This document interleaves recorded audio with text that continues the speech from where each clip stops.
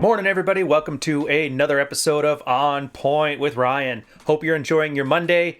Black Friday is over. Thanksgiving is over. And now we're getting ready for the Christmas season by staying at home and not licking homeless people.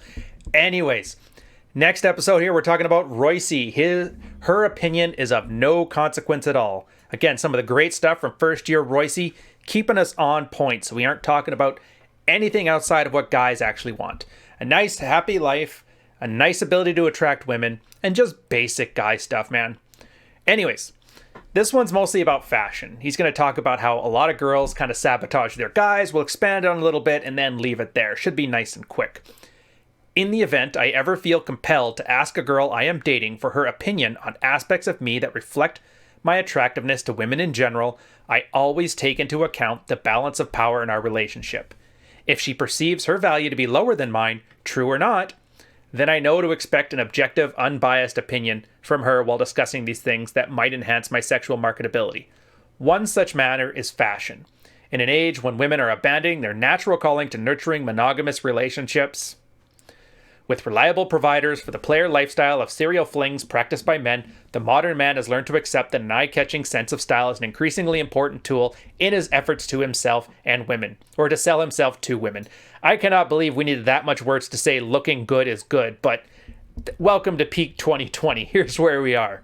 But straight men are so far behind the fashion curveball that they've had to turn to the women in their lives for advice on how to dress seductively. They usually turn to their girlfriends.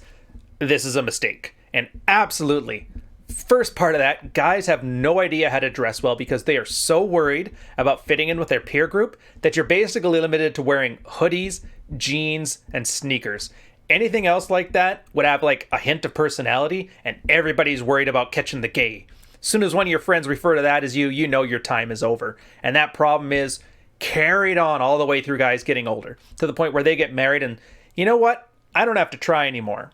And then just a collection of t-shirts over the years. Next thing you know, you look like a Best Buy employee sitting in your suburban home wondering, what the hell happened to my life? Well, I better go soul-crushingly work my job so I can afford to pay for this place and then hide in my shed making YouTube videos about masculinity. You don't want to be that guy, trust me. By the way, this is not a shed, this is actually a den. So it's purposefully tooled, in case you're thinking about that in the comments. Carrying on though. No girl has ever given me a straight answer on anything that wasn't distorted in some way by her fear of losing me to another woman. So if I'm shopping for new clothes with a girl who's really into me, she'll do her best to front me out in baggy button-down shirts a size too large and formless Hanes beefy tees, with the example right there. From her perspective, this makes sense. She's emotionally invested in me, so the last thing she wants is me to look good enough to have another woman be a flight risk. It'll only make her more insecure having to deal with the flirtatious of boyfriend stealers. So if you're one of those girls in your life, don't expect to ever approve of the tight designer shirt tailored to accentuate your masculine V.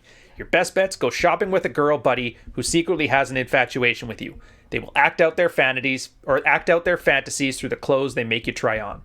And your other option is to date a girl who thinks she's higher value than you. This type of girl will actually work to make you look better because so much of her validation is wrapped up in how others check out her boyfriend.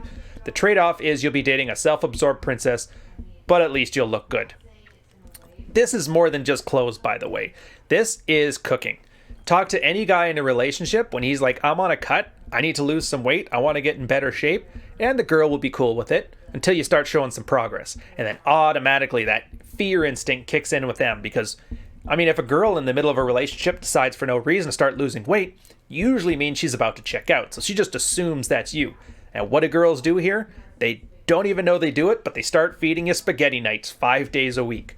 So a lot of the time, you got to realize the sabotaging behavior you're going to see from girls you're dating doesn't come so much from women being evil or Machiavellian masterminds or whatever mispronunciations you want to use there. It just comes from they're worried about losing you, and so they hobble you. It's no different than those guys who want their girls barefoot and pregnant all the time, because a girl who's pregnant usually doesn't try to cheat on her man. But, you know, whatever. Just understand it for what it is and realize that you just can't trust her.